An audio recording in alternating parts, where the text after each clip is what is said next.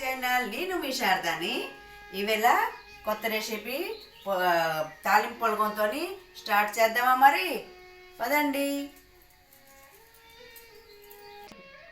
చూడండి, తాలింపు పొలగంకి కావాల్సిన పదార్థాలు: తేజ్పత్రి, జీలకర్ర, లవంగాలు, ఇలాచీ, అల్లం కట్ చేసి, మిరియాలు, పసుపు, సాల్ట్, బియ్యం, పప్పు.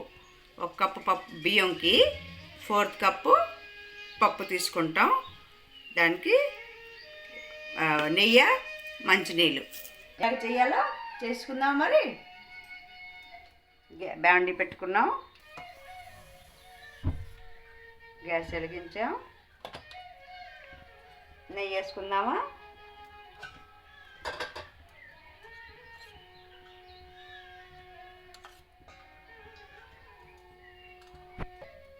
ఇది మార్గశిర నెల కదండి. మార్గశిర నెలలో ఇటు సైడు ఒరిస్సా సైడు లక్షవారాలు చేస్తారు. దానికోసం నేను ఈవేళ స్పెషల్గా చేస్తున్నాను. ఇవన్నీ వేసుకుంటాం: మిరియాలు, లవంగాలు, ఇలాచీ, ఇంకా అల్లం, జీలకర్ర వేసుకుంటామండి. అది ఫ్రై అవుతుంది. బియ్యం కడిగిస్తామండి. బియ్యం కడుక్కొని నేను ఇక్కడ తెచ్చి ఉంచానండి. బియ్యం అండి, పప్పు బియ్యం 2 కడిగేసి నేను ఇలాగా ఉంచాను.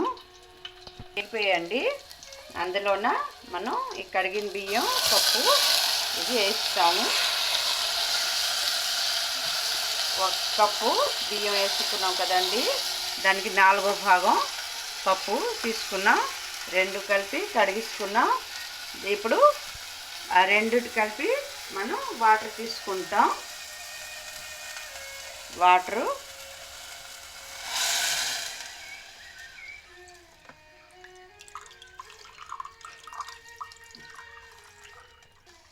తీసుకున్నామండి. తీసుకొని అందులో కొంచెం పసుపు వేసుకుంటాం, సాల్ట్, కావాల్సినంత సాల్ట్, కొద్దిగా పసుపు తీసుకున్నాం. సరే, అది ఉడుకుతుందండి. ఉడికేటప్పటికి మనం కొంచెం వెయిట్ చేద్దామా. మరి ఇక అని వేసాను కదండి, కొంచెం కలిపేసి నేను మూత పెట్టేస్తున్నాను. గ్యాస్ సిమ్ చేసాను. ఇదిగోటండి, ఉడుకుతుంది. ఇంకా బాగా ఉడకాలి. ఇంకా ఇప్పుడే పొంగు వస్తుంది. ఇదిగోటి ఉడుకుతుంది. ఉడుకుతున్నాయండి. ఇది ఉడికాక ఇప్పుడు గ్యాస్ సిమ్లోన పెడదామా. సిమ్లో పెట్టి అయిపోయింది. చూడండి, అయిపోయింది. గ్యాస్ బంద్ చేసాను.